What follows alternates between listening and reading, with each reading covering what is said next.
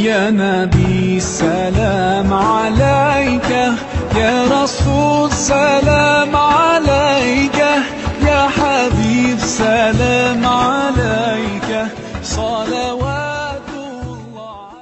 Subscribe کیجئے ہمارے channel اور دبائیے بیل کا آئیکن تاکہ آپ کو ریگولر نوٹیفیکیشن اپڈیٹس مل سکے. حضرت بہاؤالحق نقشبند بخاری رحمت اللہ تعالی علیہ بہت بڑے درویش گزرے، سلسلہ نقشبندیہ کے امیر تھے، اور کیا بات ہے ان کے سلسلہ مبارکہ کی بھی اور ان کی خدمات دینیہ کی بھی. آپ فرماتے ہیں کہ میرے دل میں تڑپ پیدا ہوئی کہ میں کسی شیخ کی نوکری کروں، خواہش پیدا ہوئی تو میں نے حضرت امیر کلال کا تذکرہ سنا. بڑے درویش تھے، بڑے راہنما تھے، دور دور تک ان کے تذکرے میں سنتا تھا. فرماتے ہیں کہ میں ان کے ہاں چلا گیا.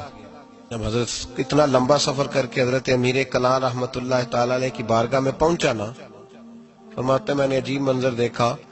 حضرت صاحب جن کی میں نے بڑی تعریفیں سنی تھی، بڑی بات سنی تھی، بلے بلے سنی تھی، جب میں پہنچا تو انہوں نے 4-5 لڑکے ساتھ لگائے ہوئے ہیں اور صاحب کشتی کر رہے ہیں، کشتی ہو رہی.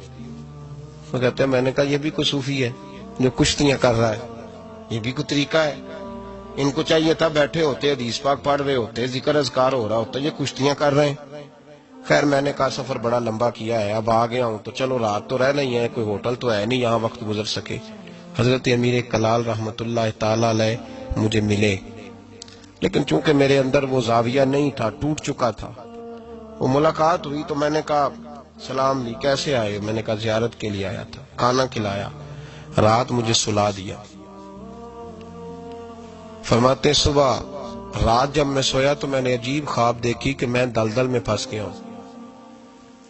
جتنی باہر نکلنے کی کوشش کرتا ہوں اندر دھستا چلا جاتا ہوں. اچانک میری خواب میں حضرت امیر کلال تشریف لائے اور آ کے انہوں نے میرا بازو تھاما، اللہ اکبر کہا اور مجھے باہر نکال دیا.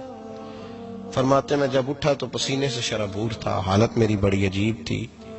اتنی دیر میں فجر کی اذان ہوئی، نماز پڑھی تو حضرت امیر کلال رحمت اللہ علیہ خود میرے لیے ناشتہ لے کے آئے اور فرماتے میرے آگے ناشتہ رکھ کے کہنے لگے بیٹے اگر ہم کشتی نہ کرتے تو رات تجھے دلدل سے کیسے نکالتے؟ اگر کشتی نہ کرتے تو دلدل سے تجھے کیسے نکالتے؟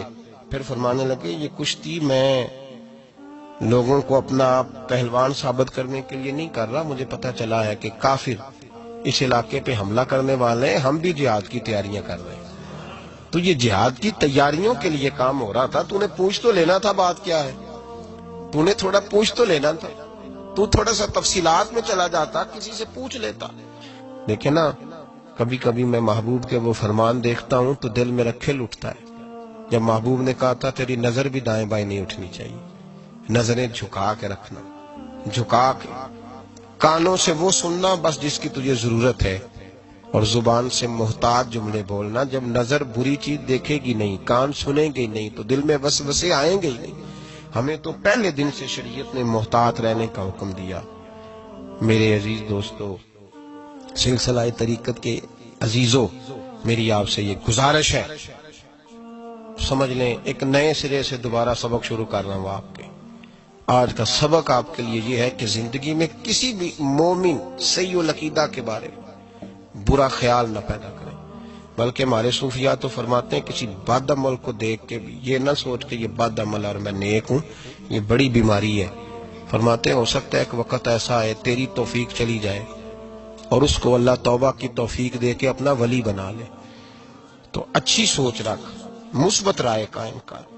ٹھیک ہے جو لوگ غلط ہیں تمہیں اگر غلط لگتے ہیں تو کنارہ اختیار کر، لیکن کبھی بھی اور بالخصوص اللہ کے نیک بندوں کے بارے میں، رب کریم کے اولیاء کے بارے میں، دین کے خدام کے بارے میں زندگی میں کبھی منفی نہ سوچیں، کبھی منفی نہ سوچیں.